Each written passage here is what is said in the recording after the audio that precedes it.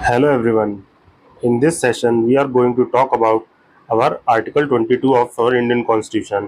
आज के सेशन में हम आर्टिकल 22 को जानेंगे, जो कि हमारे राइट टू फ्रीडम का एक आर्टिकल है। और हम जानते हैं कि राइट टू फ्रीडम हमारा एक फंडामेंटल राइट है, जो हमारे कॉन्स्टिट्यूशन में part 3 under the fundamental rights जो है मेंशन है आर्टिकल 19 टू 22 में। हम जानते हैं कि जैसा कि फंडामेंटल राइट्स हमारे 12 टू 35 में मेंशन है, उसमें से जो 19 से 22 है वो हमारे राइट टू फ्रीडम की बात करता है। एंड इसमें जो है इस सेशन में हम आर्टिकल 22 की बात करेंगे, जो हमारे protection against arrest and detention की बात करता है। इससे पहले वाली वीडियो में मैंने जो है कि अदर फंडामेंटल राइट डिस्कस किए हैं, जैसे राइट टू फ्रीडम 19, 20 एंड 21। वो आप जो है कि डिस्क्रिप्शन में मैंने प्लेलिस्ट डाल दी है, वहाँ से देख सकते हैं। सो विदाउट फर्दर डिले आइए हम इस डिस्कशन को स्टार्ट करते हैं। सो आर्टिकल 22 किसके बारे में बात करता है? प्रोटेक्शन अगेंस्ट अरेस्ट और डिटेंशन। मीन्स जो है कि अगर मान लीजिए आप अरेस्ट हो रहे हैं किसी क्राइम के कन्विक्शन में या अंडर ट्रायल है, उसके बारे में, और डिटेंशन के बारे में, मीन्स आपको डिटेन किया जा रहा है, आपको कहीं कैदबंद किया जा रहा है, तो उसके बारे में बात करता है। सो ये क्या प्रोवाइड करता है? हमें प्रोटेक्शन प्रोवाइड करता है those who arrested and detain, mean जो अरेस्ट हो चुके हैं और जो डिटेन किए गए हैं। मीन्स डिटेंशन का मतलब होता है कि आपको कोई क्राइम, फर्दर क्राइम करने से प्रिवेंट किया जा रहा है। मीन्स आप पे जो है कि डाउट है गवर्नमेंट को या जो है कि लॉ अथॉरिटी को, कि जो है कि आप जो है कि कोई इससे जो है कि रिलेटेड जो है कि क्राइम या जो है कि पब्लिक डिस्टर्बेंस कर सकते हैं, तो आपको डिटेन कर लिया जाता है। उसे प्रिवेंशन डिटेंशन कहते हैं, ताकि उस जो है कि अन एक्टिविटी को, जो अनवांटेड एक्टिविटी है, उसको प्रिवेंट किया जा सके। सो प्रिवेंशन डिटेंशन जो है, मीन्स डिटेंशन जो है, मीन्स आर्टिकल 22 में डिटेंशन जो है दो टाइप के होते हैं। एक होता है प्रिवेंटिव डिटेंशन, एक होता है प्यूनिटिव डिटेंशन। प्रिवेंटिव डिटेंशन का मतलब होता है विदाउट ट्रायल और कन्विक्शन बाय कोर्ट। जैसा मैंने बताया कि आप पे बस डाउट किया गया है, या आप जो है कि law law police police agencies के हिट लिस्ट में हो, कि आप जो है कि किसी भी चांस पे जो है कि डिस्टर्बेंस क्रिएट कर सकते हो, तो आपको प्रिवेंटिव डिटेंशन के अंदर विदाउट ट्रायल और कन्विक्शन बाय कोर्ट आपको जो है हिरासत में ले लिया जाएगा। एंड प्यूनिटिव डिटेंशन होता है means after trial and conviction. Mean मान लिया आप किसी क्राइम के लिए एक्यूज हैं, या जो है कि आपने कोई क्राइम किया है, तो उसका आपका ट्रायल हो चुका हो, मीन्स आफ्टर ट्रायल आपका जो है कोर्ट में ट्रायल हो जाएगा एंड आप कन्विक्टेड हो, तो उससे रिलेटेड बात करता है। सो यहाँ पे हमने देख लिया प्यूनिटिव डिटेंशन क्या है, refers to the punishments for an offence committed after trial and conviction in court. And preventive क्या है, refers to detention without trial and conviction in court. So आगे देखते हैं हम जो है कि और क्या क्या बातें हुई हैं इस आर्टिकल में। आर्टिकल 21 का जो सेक्शन 1 है, वो क्या कहता है? वो कहता है कुछ राइट्स देता है पर्सन को जो अरेस्ट हुए हैं, डिटेन हुए हैं अंडर ऑर्डिनरी लॉ। और वो राइट्स क्या क्या है? राइट टू इन्फॉर्म, मतलब आपको इन्फॉर्म किया जाएगा कि किस ग्राउंड पे आप अरेस्ट हुए हैं। मीन्स आपको पूरा अधिकार है कि आप किस ग्राउंड पे अरेस्ट किए जा रहे हैं, आपको बताया जाएगा। And right to consult and be defended by legal practitioner. Means आपके पास ये भी अधिकार है कि आप जो है कि कंसल्ट कर सकते हैं और अपने आप को डिफेंडेड करा सकते हैं। कोई भी लीगल पिटिशनर, जो भी आपके एडवोकेट ये सब है, इन सब से जो है कि आपको जो है कि इसका राइट प्रोवाइडेड है। Then right to be produce before a magistrate within 24 hours. Means किसी भी जज, मतलब डिस्ट्रिक्ट जज के सामने आपको 24 घंटे के अंदर लाना होगा, या कोई भी एडवाइजरी बोर्ड है उसके जो है कि 24 विद इन 24 आवर्स आपके अरेस्ट और डिटेंशन में आपको लाना होगा। And excluding the journey time, means जो आने जाने का समय लगेगा, मान लीजिए यहाँ कोर्ट है और आपको यहाँ से यहाँ ले जाया जा रहा है, ये कुछ डिस्टेंस मान लेते हैं, ये 1 किलोमीटर है, तो ये जर्नी टाइम जो है कि एक्सक्लूड किया जाएगा उस 24 आवर्स में। सो ये भी आपके पास राइट है। Then right to be release after 24 hour unless the magistrate authorise the further detention. Means अगर 24 घंटे के बाद आपको जो है कि मजिस्ट्रेट के यहाँ जो है कि आपकी जो है कि प्रेजेंस हुई एंड पेशी हुई, मतलब वहाँ पे, और वहाँ पे वो डिटेंशन को जो है कि वैलिड नहीं किया गया, तो आपको जो है कि वो भी राइट है कि आपको जो है कि रिलीज कर दिया जाएगा। Next provision are these safeguard are not available to the enemy alien और अ पर्सन अरेस्ट और detain under a preventive detention law. Means जो है कि ये एनिमी एलियंस को नहीं प्रोवाइडेड होते हैं। जैसा कि हम जानते हैं हमारे इंडिया में पीपल्स को दो तरीके से ट्रीट किया जाता है, एक होते हैं सिटीजन्स एंड अदर होते हैं एलियंस।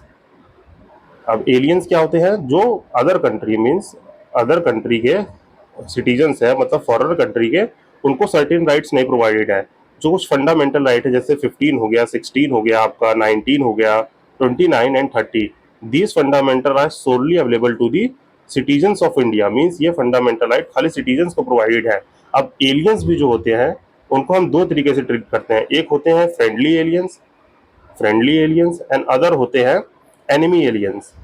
एनिमी एलियंस, जो एनिमी एलियंस होते हैं वो होते हैं जिनके साथ हमारी जो है कि वॉर या कुछ ऐसी कंडीशन हो रखी है, तो उनको जो है कि ये राइट। एंड जो एनिमी एलियंस होते हैं उनको जो है कि आर्टिकल 22 के अंडर प्रोटेक्शन को नहीं प्रोवाइड किया जा सकता है। मीन्स उनको जो है कि किसी ग्राउंड बेसिस पे जो है कि अरेस्ट और डिटेन किया जा सकता है।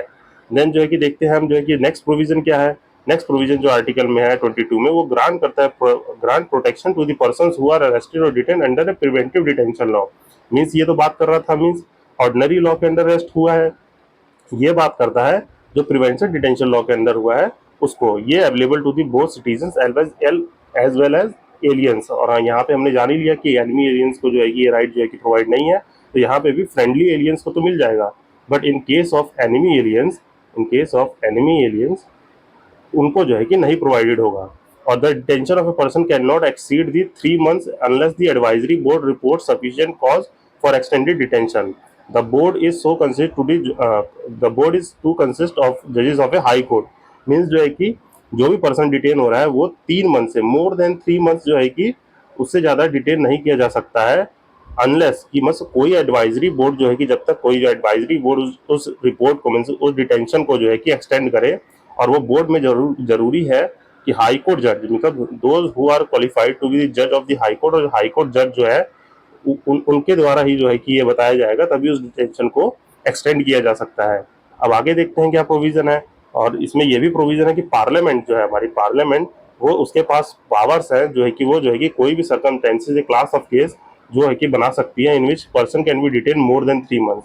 मीन्स जो है कि पार्लियामेंट के पास पावर है कि वो कोई भी ऐसे जो है कि सरकमस्टेंसेस और मतलब केस बना सकती है जहाँ पे आपको जो है कि 3 month से ज़्यादा डिटेन किया जा सकता है under A prevention detention law without obtaining the opinion of A advisory board. फिर यहाँ पे एडवाइजरी बोर्ड जो मतलब कि कोई भी हाई कोर्ट के जज उसमें जो हेड होंगे उनके ओपिनियन की जरूरत नहीं पड़ेगी। और for a maximum period of a person can be detain under prevention detention law procedure to be followed by the advisory board. Means यहाँ पे जो है कि वो कर तो सकते हैं preventive detention law without obtaining the opinion of the advisory board, but जो मैक्सिमम पीरियड है वो एडवाइजरी बोर्ड के कंसल्ट करने पे ही लिया जाएगा। And parliament also has the exclusive authority to make a law of the preventive detention with respect to the defence, foreign affairs and security of India.